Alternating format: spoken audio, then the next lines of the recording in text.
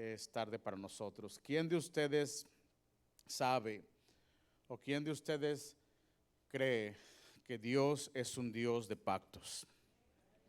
Dios es un Dios de pactos, amén. Y durante las siguientes semanas, este es el tema principal de esta serie de sermones que empezamos el día de hoy. Y esta serie de sermones se llama Pacto, Dios de pacto. Y lo que nos queremos enfocar es en lo siguiente, es en el carácter de Dios revelado.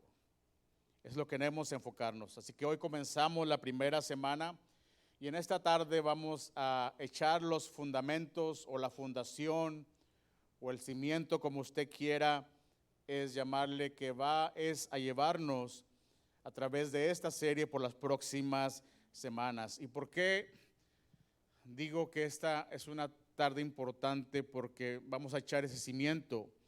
Porque si usted y yo, como creyentes, no entendemos quién es Dios, o si entendemos mal quién es Dios, vamos a terminar entendiendo mal todo lo demás que nos hablen acerca de Él.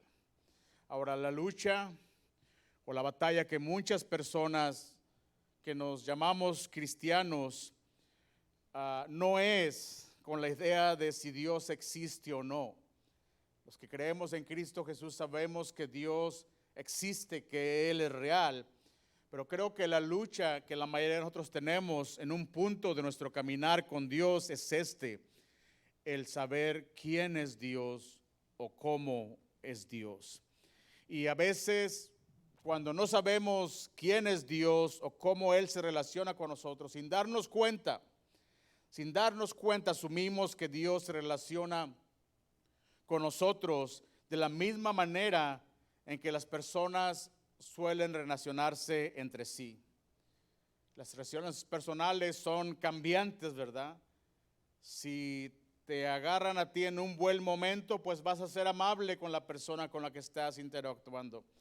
Pero si te agarran en un mal momento, vas a ser una persona reactiva y quizás vas a ofender con tus palabras. La gente malentiende que el amor de Dios no está condicionado por el momento como nosotros. Nosotros, mientras tú me trates bien, el ser humano tiende a tratarte bien. Pero el momento que cambies, pues también es la otra persona a cambiar la cara. Y cuando pensamos o creemos que nuestra relación con Dios o que Él se relaciona con nosotros de esta manera, al final o por ende, vivimos pensando así: Dios está cerca de mí cuando me va bien. Porque me está yendo bien, eso quiere decir que Dios está cerca de mí. O cuando le fallo a Dios, cuando peco contra Él, Dios se aleja de mí. Esa es nuestra errónea forma de pensar. A veces pensamos, Dios está contento cuando soy fuerte o estoy fuerte. También llegamos a pensar, Dios se frustra cuando soy débil. Pero déjeme decirle algo en esta tarde que es bien importante si está tomando notas. Pero este problema con el que algunos de ustedes luchan o luchamos como creyentes en Cristo Jesús, no es un problema de sentimientos o sentimental. El problema con el que luchamos es un problema teológico. Y la manera en que las Escrituras corrige eso no es, en primer lugar, dándonos mejores consejos para ser una mejor versión de nosotros mismos, sino que lo hace mostrándonos, revelándonos quién es Dios realmente y qué es lo que quiere con nosotros. Y una de las principales formas, hermano, en que Dios revela su carácter es a través de lo que les acabo de decir, que Dios es un Dios de pactos. Él revela su carácter, quién es Él, su esencia, su verdad, a través de los pactos. Por eso, antes de hablar acerca de los matrimonios, que más adelante en esta serie voy a estar hablando al respecto. Antes de hablar de las relaciones personales, que después en la serie vamos a estar hablando acerca de las relaciones personales, quiero que comencemos en esta tarde con esta pregunta. ¿Qué es un pacto? ¿Qué es un pacto? Porque el pacto, hermanos, o un pacto no es solo un término religioso o una palabra bíblica. El pacto es una categoría. El pacto es el lente que nos ayuda a leer toda la Biblia y a conocer, a entender verdaderamente el corazón de Dios. Esta es la definición de lo que es un pacto y va a estar en la pantalla. Un pacto es una relación duradera ligada a un juramento que incluye promesas, responsabilidades y consecuencias. Hay promesas en el pacto, hay responsabilidades que nos son dadas y también hay consecuencias. Así que esta definición que les acabo de dar es muy importante, porque un pacto no es algo informal o que se deba tomar a la ligera. No es algo que se sella con un apretón de manos solamente, hermanos. No es, un pacto no es pues voy a comprometerme y vamos a ver qué pasa en el futuro. Un pacto no es voy a cumplir ese acuerdo o ese pacto mientras me convenga, pero el momento que no me convenga ya no lo voy a cumplir. Un pacto, escúcheme bien, está sellado no por un apretón de manos, no por palabras solamente, sino por un juramento que Dios nos dio. Eso significa, hermanos, que sí, en un pacto se van a pronunciar palabras, se van a hacer compromisos, y esos compromisos, déjeme decirte algo, esos compromisos que usted haga con Dios tienen un peso muy grande. El pacto o un pacto no es algo que se edifica o se construye sobre mis emociones pasajeras. Un pacto de Dios se construye sobre una promesa firme. Amén. Y por eso estamos en esta tarde comenzando aquí. Porque si usted y yo no entendemos lo que es un pacto, vamos a leer la Biblia como si fuera solo un montón de historias regadas por todos lados, por todos los libros del Antiguo Testamento. Pero déjame decirte una cosa, que la Escritura, la palabra de Dios, no es una Biblia o serie de libros aleatoria o al azar. La Biblia o la Escritura no son muchas historias. No son muchas historias. De hecho, es una sola historia, es un solo plan que va y que apunta en una sola dirección. Y los pactos, déjeme decirle, los pactos que usted encuentra en la Biblia son la columna vertebral de esta historia. Es la manera que Dios hace avanzar su plan a lo largo del tiempo, es a través de los pactos. Así que permíteme brevemente darle un mapa rápido, pero claro, un mapa rápido de los pactos en el Antiguo Testamento, y le voy a hablar muy brevemente acerca de 5 pactos, 5 de ellos. El primero es el pacto que Dios le dio a Adán y a Eva en el huerto del Edén, el cual también es conocido como el pacto adámico, que donde Dios crea a la humanidad y los crea para tener una relación con ellos. Pero todos conocemos la historia. El pecado rompe la comunión, pero Dios da el primer paso hacia la restauración.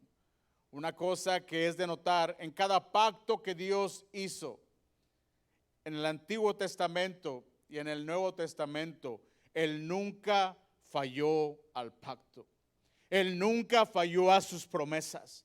Los que fallamos a nuestro compromiso que hacemos con Él somos nosotros. Después hizo un pacto también con Noé. Cuando la maldad creció grandemente en toda la tierra, aún así Dios preservó la creación y limitó el juicio para que la historia de la humanidad siguiera hacia adelante. Después vino el pacto que hizo con Abraham, o que se conoce también como el pacto abrámico, donde el Señor promete un pueblo, una descendencia y una bendición para todas las naciones. Ese pacto nos incluye a nosotros. Después vino el pacto mosaico, o el que hizo con el pueblo de Israel a través de Moisés, que es básicamente que Dios forma la nación de Israel como su pueblo de pacto. Y Él entrega la ley y establece una adoración centrada en la santidad y en el sacrificio.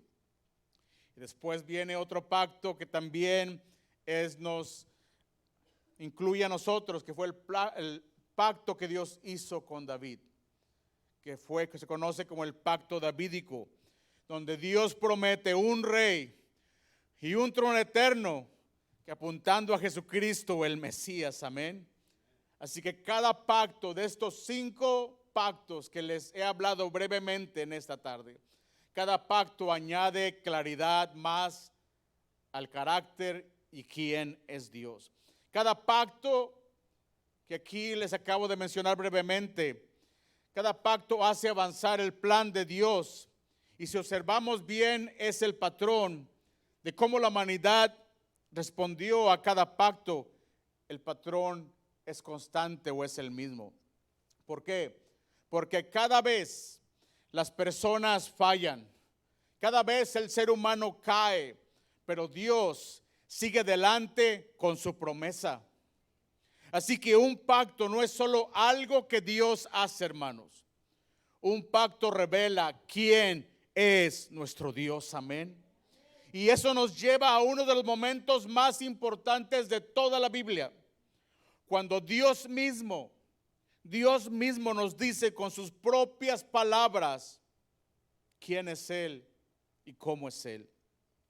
En Éxodo 34, versículos 6 al 7, la palabra de Dios dice lo siguiente: pasando delante de él, proclamó: el Señor, Dios compasivo y misericordioso, lento para la ira y grande en amor y fidelidad. ¿Usted escuchaba los cantos que cantaban? Que mantiene su amor, fíjese bien, hasta 1000 generaciones después, y que perdona la maldad, la rebelión y el pecado, pero no tendrá por inocente al culpable, sino que castiga la maldad de los padres en los hijos hasta la 3ª y 4ª generación. Así que antes de avanzar hacia adelante, necesitamos entender el contexto del pasaje que les acabo de leer. Esto que les acabo de leer, hermanos, acababa de pasar después de un episodio muy conocido en la Biblia del becerro de oro en Éxodo 32. ¿Quién sabe esa historia del becerro de oro en Éxodo 32? Moisés estaba en el monte recibiendo los 10 mandamientos del pueblo de Dios. Y el pueblo se rebeló, se desesperó y presionó a Aarón para que le hiciera a ellos un becerro de oro. Querían tener un Dios visible para alabarlo y para adorarlo. Después de que Dios, fíjese bien, ya los había rescatado de la esclavitud por la cual fueron por cerca de 400 años. Después que Dios que ya les había hablado, después de que Dios ya había hecho pacto con ellos, y aún así el pueblo de Israel lo rompe, ese pacto que hizo con Dios case de inmediato.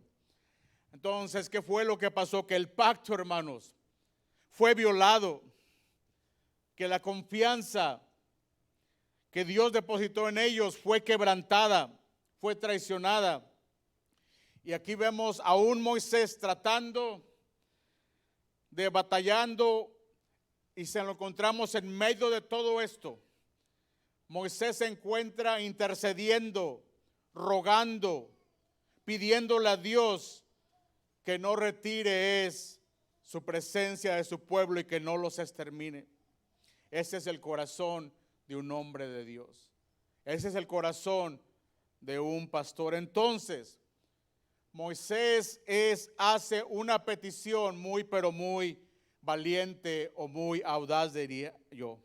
Él le dice al Señor lo siguiente. Él no le dice, muéstrame tus milagros o muéstrame lo que puedes hacer o muéstrame qué debo hacer. No, él le dice, Señor, muéstrame tu gloria. En otras palabras, Dios, necesito saber quién eres tú, no solo por lo que puedes hacer. Yo necesito saber quién tú eres, Señor. Y la respuesta de Dios no es primero un milagro, sino que Dios le responde con una revelación. Dios proclama su nombre, es decir, Dios le hace ver cuál es su carácter. En ese momento podemos ver en esa escritura que encontramos a Dios describiéndose a sí mismo. En otras palabras, es Dios describiendo a Dios. Es Dios definiendo quién es Dios. Y fíjate cómo comienza la escritura que leemos. Dios de amor y de fidelidad. Pero el amor de Dios no es quizás como el amor de nosotros, o no es, perdón, como el amor de nosotros. El amor de Dios no es un amor pasajero, sino un amor firme, inquebrantable y un amor leal y fiel. Y Él nos ama no con una fidelidad frágil, sino el amor de Dios es una fidelidad que se mantiene firme incluso bajo la más brutal presión. Continúa diciendo que Dios es compasivo, que Dios es misericordioso, que Dios es lento para la ira, que Dios perdona el pecado y al mismo tiempo, siendo compasivo y perdona el pecado, también Dios es santo. Dios es santo, pero el que Dios sea santo no ignora es la culpabilidad. Así que el pacto no significa que Dios sea débil o que ya permita el pecado. Lo que significa es que Dios es constante y significa que Dios es fiel. Y si quieres resumir, o si queremos resumir esta gran verdad que te acabo de decir, es esta. La encontramos en esta escritura, 2 Timoteo 2, capítulo 13. Si somos infieles, Él sigue siendo fiel, ya que no puede negarse a sí mismo. Ahora llevemos esto que acabamos de leer a nuestra vida cotidiana. Porque ahí, en nuestra vida cotidiana, en nuestro diario vivir, hermanos, es ahí donde esta verdad realmente va a aterrizar o se va a quedar solo como una idea bonita. Este versículo que les acabo de leer no es una licencia para alejarnos de Dios o vivir a nuestra manera y sin compromiso. No es Dios restándole importancia al pecado. El pecado sigue destruyendo. El pecado sigue endureciendo el corazón del hombre. El pecado sigue teniendo consecuencias de muerte. Pero este versículo lo que sí hace es que derriba una gran mentira del diablo que pone en la mente de muchos, que el Señor lo reprenda, que mantiene a muchos creyentes atrapados. Y los mantiene atrapados porque cuando le fallan a Dios o cuando caen en pecado dicen fallé, así que Dios ya no quiere nada conmigo. Pero el apóstol Pablo dice todo lo contrario. El apóstol Pablo dice no, eso no es así. ¿Y cuál es la razón? ¿Por qué no? Porque la razón es esta. Lo acabamos de leer. Hermana Sandra lo puede poner otra vez en la pantalla. porque Él no puede negarse a sí mismo. Eso significa, hermanos, que la fidelidad de Dios no está construida sobre tu desempeño. La fidelidad de Dios no está construida sobre lo que hagas o lo que dejes de hacer, sino que la fidelidad de Dios es su propia naturaleza, es quién es Él. Si Dios pudiera dejar de ser fiel, dejaría de ser Dios. La fidelidad no es algo que Dios hace de vez en cuando. La fidelidad es quién es Él. Por eso, cuando caes, cuando pecas, por eso cuando le fallas a Dios, el pacto no te dice quizás como tu esposa o como tu esposo o como tus hijos que te desaparezcas, que no te quiere ver más, que te largues. No, el pacto te dice que vuelvas de nuevo a Dios.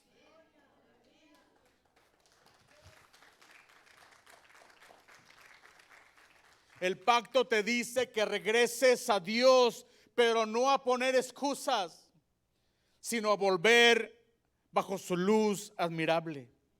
Y si quieres escuchar cómo suena la fidelidad del pacto, cuando la vida te está aplastando, cuando la vida te está haciendo pedazos, escucha solamente esto.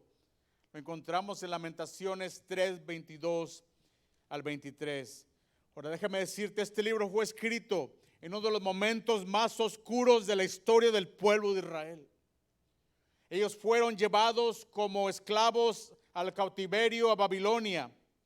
Y en medio de todo ese sufrimiento y en medio de todos los crímenes que se hacían contra ellos, el escritor dice lo siguiente: por el gran amor del Señor no hemos sido consumidos, y su compasión jamás se agota.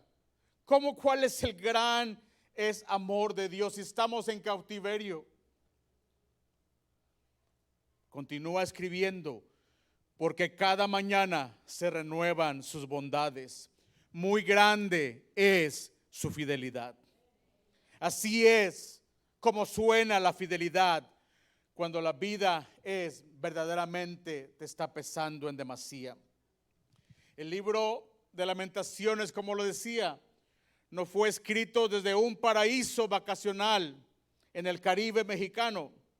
Fue escrito desde la perspectiva de un pueblo en ruinas, desde la perspectiva de un pueblo que había sufrido una gran pérdida, que pasaba por un gran dolor, que estaba en duelo, que estaban en un colapso nacional. Esto no es lo que llamaríamos una fe bonita. Qué fe tan bonita, hizo tantos milagros. No, esta clase de fe, hermanos, es la que se requiere para sobrevivir cuando pasas por tan grandes sufrimientos.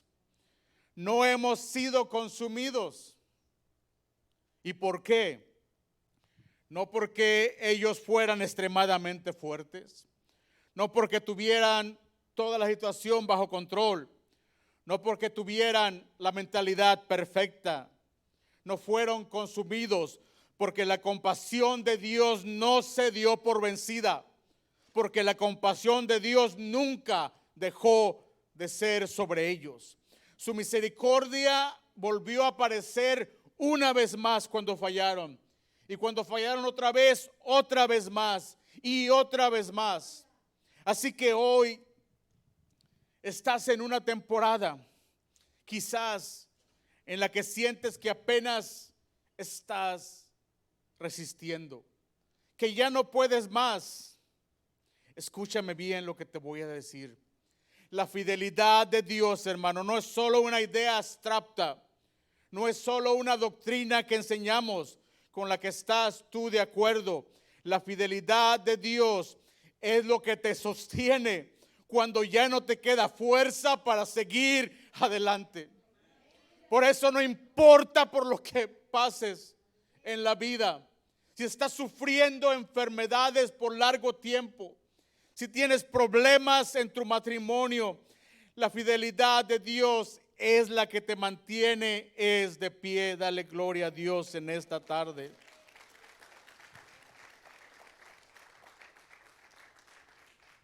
Y ahora déjame ampliar el panorama un poco más. Lo que te voy a leer va a estar en la pantalla, pues escucha bien.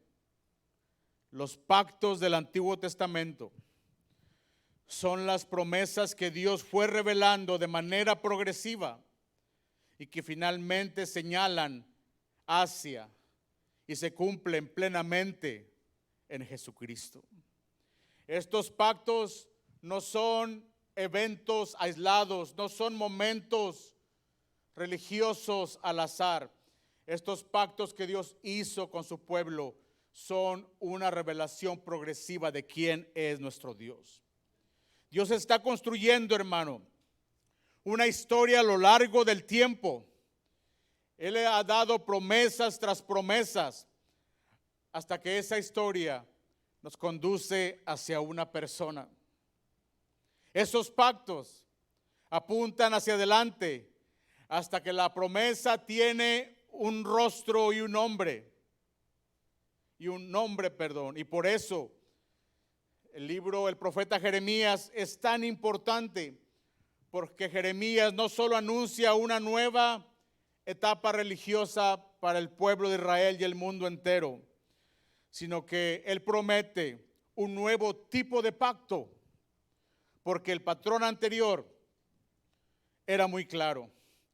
Las personas, el pueblo de Israel, seguían rompiendo el pacto, seguían fallando, seguían pecando. Entonces lo que Dios básicamente les dice con lo que te voy a leer es esto: voy a hacer por ustedes lo que ustedes nunca van a poder hacer por ustedes mismos.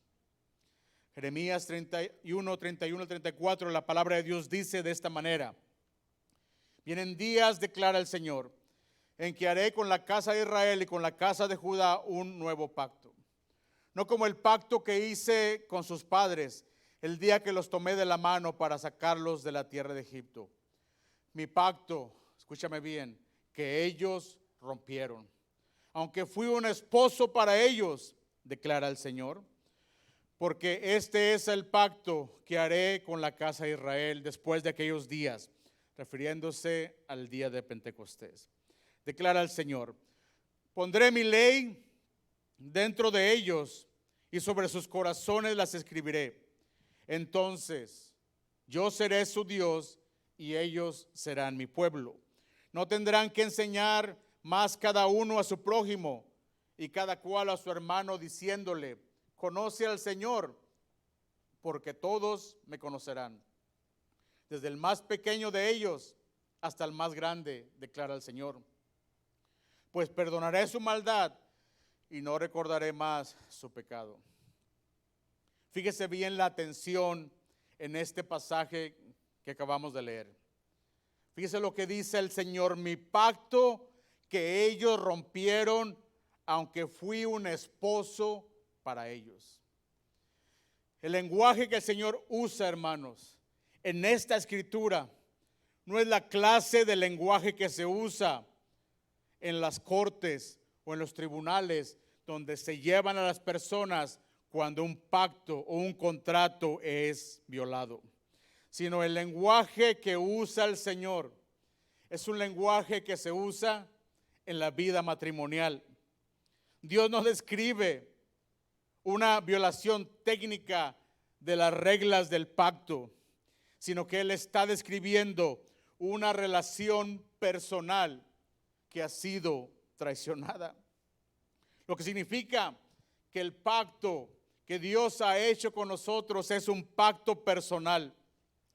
No se trata solo de normas o leyes escritas en un pedazo de papel. El pacto que Dios hace con nosotros y que nosotros deberíamos hacer con Él es un pacto de amor con compromiso. Y luego Dios promete algo que ellos nunca podrían lograr por sí mismos. Dios promete no solo darles nuevos mandamientos externos, sino les promete transformarlos internamente.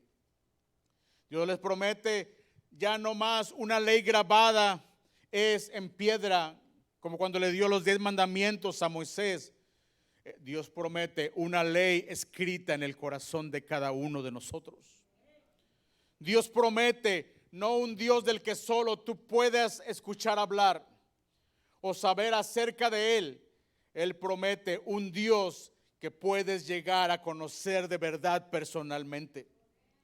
Dios promete no solo un perdón temporal, sino un perdón para siempre, un perdón definitivo.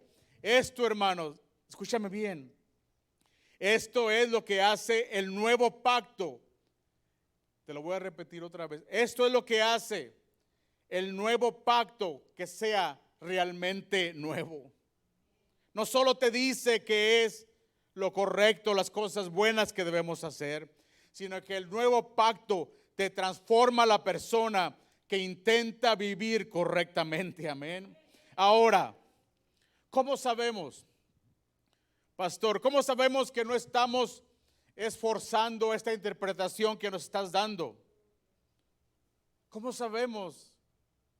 Porque es el mismo Jesús quien nos enseña cómo leer todo el Antiguo Testamento. En Lucas capítulo 24, versículos 44 al 45, la palabra de Dios dice: luego dijo, refiriéndose al Señor Jesucristo: cuando todavía estaba yo con ustedes, les decía que tenía que cumplirse todo lo que está escrito acerca de mí en la ley de Moisés, en los profetas y en los salmos.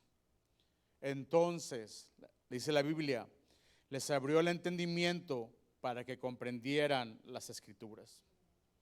Jesús les enseña y nos enseña a nosotros hoy en día cómo leer toda la palabra de Dios. Él no dice: hay algunas historias interesantes allá atrás antes de mí o antes de mi llegada.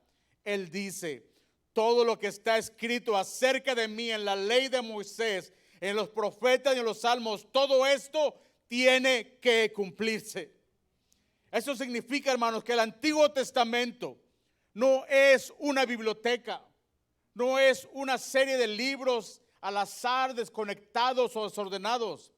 Es una historia unificada. Es una historia que avanza con un solo propósito: cumplirse en Jesucristo. Eso quiere decir que el pacto no es un camino secundario, sino que el pacto es una de las avenidas principales que la Escritura usa para llevarnos al Señor Jesucristo. Al sea la honra y la gloria por los siglos de los siglos. Amén. Y luego el Señor, la Biblia añade esta frase. Lucas escribe: entonces les abrió el entendimiento para que comprendieran las Escrituras. Voy a pedir a nuestro hermano Miguel Robles si me ayuda aquí atrás. Porque puedes leer la Biblia, hermano. Déjame decirte una cosa. Tú y yo podemos leer la Biblia y aún así nos podemos perder en la Biblia. Tú puedes conocer todas las historias que hay en la Biblia y aún así perderte al Salvador o al Mesías. Puedes estar familiarizado con la palabra de Dios, con el texto, puedes memorizarlo y aún así seguir ciego. Por eso el día de hoy no solo estamos acumulando información, en esta tarde no solo estamos acumulando conocimiento, sino que estamos pidiéndole a Dios en esta tarde que Él nos dé más claridad de quién es Él. Más claridad no solo para leer la Escritura, sino para entenderla, para comprenderla de verdad. Y cuando la entiendes, hermano, cuando tú entiendes la Escritura y lo que Dios te quiere hablar a través de ella, te das cuenta en donde finalmente aterriza todo el pacto. ¿Sabes dónde aterriza? ¿Sabes dónde llegó el pacto que nos incumbe a ti y a mí? En Lucas 22:20, la palabra de Dios dice: de la misma manera, tomó la copa después de cenar y dijo: esta copa es el nuevo pacto en mi sangre, que es derramada por ustedes. Esta copa es el nuevo pacto en mi sangre, que es derramada por ustedes. En esta escritura Jesús le pone nombre. Esto que dijo, esto que leímos, no es una idea nueva. No es que el Señor Jesucristo le vaya a dar un cambio de imagen al primer pacto. Esta no es la versión número 2 o 2.0 del primer pacto. No, Señor. Esto, palabras de Dios, es un nuevo pacto. Un nuevo pacto, escúchame bien, anclado y sellado con su sangre. Porque el pacto no es sellado, hermanos, en los sentimientos. El pacto es muy, pero muy costoso. No es que Dios ha decidido ignorar el pecado. No es que Dios se haga de la vista gorda sobre la culpabilidad que trae el pecado. Esto es lo que es el nuevo pacto. El nuevo pacto es Dios satisfaciendo su santidad y extendiendo su misericordia al mismo tiempo. Dios no baja el estándar del pecado, hermano. El pecado sigue siendo pecado, pero Dios es el que paga el precio por tus pecados y por mis pecados. Así que si alguna vez te preguntas ¿qué tan en serio te toma Dios? No contestes basado en tus emociones. No contestes basado en cómo amaneciste en ese día o en esa tarde. Mejor haz esto. Mira la copa. Mira la sangre que Él derramó por ti. Y mira lo que costó. Mira el grande precio que pagó por tu libertad y por mi libertad. Esto, hermano, esto es el verdadero amor de un pacto. Es un amor no proclamado con solo palabras, sino es un pacto demostrado con tan grande sacrificio. Esto está en tus notas, ya vamos a terminar. Por medio del pacto, Dios nos ama. Y por medio del mismo pacto, nos enseña a amar. El pacto no es solo una enseñanza más de parte de Dios. Es algo que Dios nos demuestra todos los días. Sus misericordias, sus bondades son nuevas cada mañana. No hoy sí y mañana no, cada mañana. Así, hermanos, de esta manera es como nuestro Dios ama a su pueblo. Con un amor firme, con un amor con fidelidad inquebrantable. Y lo que Dios hace con nosotros en nuestras vidas es también, se convierte en lo que forma dentro de nosotros.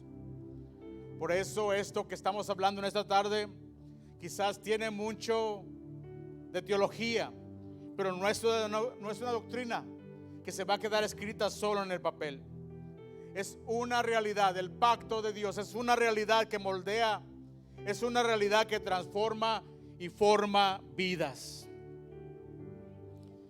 Si el amor de Dios, si el amor que tiene Dios hacia nosotros es firme, nuestro amor hacia Él no puede ser un amor desechable como los platos que usamos en las fiestas.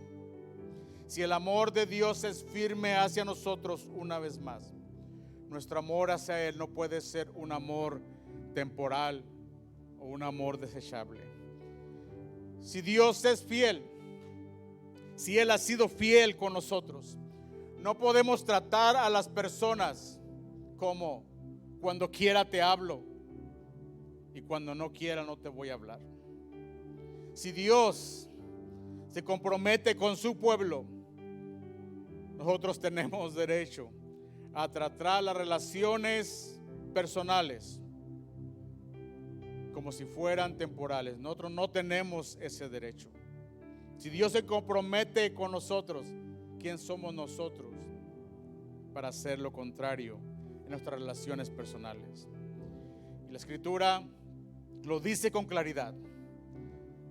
Déjame decirte cómo se ve el carácter del pacto en la vida del ser humano. Proverbios 3:3, la Biblia dice que nunca te abandonen el amor y la verdad. Llévalos siempre alrededor de tu cuello y escríbelos en tu corazón. Este es el carácter del pacto de una persona que tiene un pacto con Dios. No es solo algo que aprendes y con lo que asientas con la cabeza o dices estoy de acuerdo, sino el pacto que haces con Dios es algo que te forma y te bendice. No es solo un compromiso, hermano. El pacto que haces con Dios te transforma. No es solo que tú digas o asientes con la cabeza estoy de acuerdo, sino me voy a convertir en el hombre o la mujer que Dios quiere que yo sea. La Escritura dice, llévalos siempre alrededor de tu cuello y escríbelos en la tabla de tu corazón. Esto significa que los llevas como dice la Escritura. Que si tú llevas como dice la Escritura, eso se va a notar. La gente lo va a notar en tu vida. La misericordia y el amor de Dios se ve, se nota en la manera en que tomas decisiones. Se nota en tu tono de tu voz, en cómo le hablas a las personas. Se nota en tu lealtad a Dios y a tus amistades. Se nota en tus palabras, porque de lo que hay en el corazón habla la boca. Todo es visible, hermanos. Continúa diciendo, escríbelos en la tabla de tu corazón. Eso significa que va mucho más allá de cuidar tu imagen o de guardar las apariencias. Que no es algo que tú puedas solo actuar en frente a otros, sino que es un cambio verdaderamente interno en tu vida y en tu corazón. En otras palabras, Dios no solo está tratando de que creas las cosas correctas, Él está tratando de formar en ti un cierto tipo de persona. Él está tratando de formar en ti un hombre y una mujer de pactos. Jesús le dice de manera sencilla y directa en Juan 14:15, si ustedes me aman, ¿qué dice? Si ustedes me aman, obedecerán mis mandamientos. Él pudo haber dicho, ustedes obedecerán mis mandamientos, pero no fue lo que dijo. Dijo, si me aman, obedecerán mis mandamientos. Dios no quiere que hagas sus mandamientos si no lo amas, porque de nada te va a servir. La obediencia, hermanos, la obediencia debe ser nuestra respuesta. Es al pacto que Dios hace con nosotros y nosotros hacemos con Él. Ciertamente la obediencia no es la manera de comprar es el amor de Dios o del pacto, sino que la obediencia es la forma en que el amor del pacto se manifiesta es en la vida de cada uno de nosotros, en la vida real. No es una obediencia motivada por el miedo, no, Señor, sino una obediencia que nace del amor de nosotros para Dios. La obediencia no es, tengo miedo de que Dios me abandone, por eso voy a obedecerlo. Sino la obediencia es, lo obedezco porque lo amo y yo sé que soy de Él y Él es mío. Esa es la diferencia entre una religión y la relación íntima que puedes tener con el Dios del universo. La religión dice, obedece para que seas aceptado, obedece para que Dios te acepte. Pero el pacto de Dios dice, ya fuiste aceptado, ahora vive como alguien que pertenece o que forma parte de ese pacto. Ahora llevémoslo a lo práctico y a lo personal, porque para eso sirve esta declaración que te voy a leer, este fundamento de fe. Porque Dios es real y fiel. ¿Quién cree que Dios es real? ¿Quién cree que Dios es fiel? Y su palabra es verdadera. ¿Quién cree que su palabra es verdadera?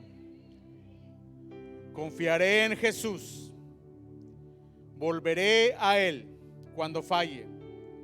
Y practicaré el amor inquebrantable y la fidelidad en las relaciones que Él ha puesto en mi vida. Él ha puesto relaciones personales en tu vida. Él ha puesto tus hijos. Él ha puesto tu esposa en tu vida. Él ha puesto tus hermanos, tus hermanas en tu vida. Él ha puesto tus vecinos en tu vida. Séle leal a esas relaciones. Muestra la luz del Señor. Muéstrale que verdaderamente eres un hijo de Dios. Así que este es el enfoque para esta semana. Primero es, confía en Jesús, porque el pacto se cumple en Él. Amén. No en tu esfuerzo, no en tu pasado. El pacto se cumple en Jesucristo. Y cuando peques, y cuando falles, y cuando metas el pie donde no debiste haberlo metido, regresa, vuelve, porque la fidelidad del pacto, hermanos, es más fuerte que la vergüenza que pueda tener en tu vida. Porque la vergüenza, déjame decirte que es la vergüenza cuando pecas. La vergüenza te aislía, te separa, te aleja. Pero ¿qué haces cuando te pones enfermo? No te alejas del hospital o de la clínica, te acercas al hospital o a la clínica para ser tratado. De igual manera, el pacto te trae de regreso. Así que en esta semana, hermano, pon en práctica el amor inquebrantable y la fidelidad, porque el pacto no es solo una doctrina, el pacto es Dios haciendo discípulos de cada uno de nosotros. Si eres un hombre o una mujer de pacto, tiene que notarse en cómo hablas con las personas. Tiene que notarse en cómo tratas a las personas, en cómo cumples tu palabra cuando prometes algo. Y si tú quieres una oración simple, sencilla, para llevar contigo esta semana es esta. Dile: Señor, hazme una persona que permanezca firme. Hazme una persona que, aunque mi situación financiera no es la mejor, aunque mi salud está disminuyéndose, aunque mis fuerzas se están acabando, aunque mi paciencia se están acabando, aunque estoy lidiando con el pecado, hazme una persona que permanezca firme en tu palabra, porque tú, oh Dios, eres firme y eres fiel conmigo. Podemos poner de pie en esta tarde. Y ahora quiero cerrar dándole una ancla final, porque algunos de nosotros Necesitamos salir de aquí seguros, con confianza y no confundidos. Voy a poner sus ojos en la pantalla. Hebreos 10, 19 al 23. Así que, hermanos, mediante la sangre de Jesús, tenemos confianza para entrar en el lugar santísimo, por el camino nuevo y vivo que Él nos ha abierto a través de la cortina, la cual hizo por medio de su cuerpo. Gracias, Señor, por ese sacrificio. Gracias por tu cuerpo, Señor. Gracias por tu sangre que fue derramada, Señor. Versículo 21, también tenemos un gran sacerdote al frente de la casa de Dios. 22, acerquémonos pues a Dios con corazón sincero y con la plena seguridad que da la fe, interiormente purificada de una conciencia culpable y los cuerpos lavados con agua pura. Mantengámonos firme la esperanza que profesamos. ¿Puede leer esto conmigo juntos? Porque fiel es el que hizo la promesa. ¿Por qué no le da honra y gloria a Dios? Fiel es el que hizo la promesa, y si Él prometió, Él lo va a cumplir. El nuevo pacto, hermanos, te da confianza, te da seguridad, no arrogancia, confianza, porque el acceso que ahora tienes a Dios no está basado en tu perfección, sino en la sangre de Jesucristo. Así que esto es lo que vamos a hacer esta semana. Acércate más a Dios y Él se va a acercar a ti. No retrocedas, no más para atrás. Aférrate más a Dios, agárrate de Él, no te sueltes de su mano. Y si te has soltado de su mano, vuélvete a agarrar de su mano. ¿Y por qué te digo todo esto? ¿Por qué te digo todo esto? Una vez más, porque fiel es el que hizo la promesa.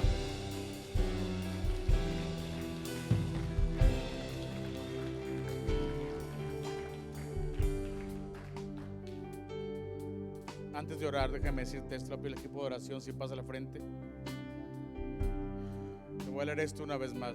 No sé si la hermana Sandra lo pueda poner o no. Por medio del pacto, Dios nos ama, y por medio del mismo pacto nos enseña es amar. Así que en esta tarde, hermano, yo no sé cuál sea tu situación por la que estás pasando. Quizás estás en una montaña y estás contento, todas las cosas te están saliendo bien, gloria a Dios por eso. Quizás estás sufriendo dolor. Quizás tu hijo hasta ha sido atacado en la escuela. Quizás le han ofrecido sustancias que no le deben ofrecer y él las ha tomado. Quizás estás triste o deprimido. Recuérdate lo que acabamos de leer. Tenemos una promesa en Dios. Yo te pido que en esta tarde, si tú crees lo que hemos predicado, lo que hemos hablado en la Biblia, que des 20, 40, 30, 50 pasos de fe hacia el frente, para que expongas tu necesidad, para que el equipo de oración ore por ti y que Dios sane lo que tenga que sanar y remueva de tu vida lo que tenga que remover. Amén.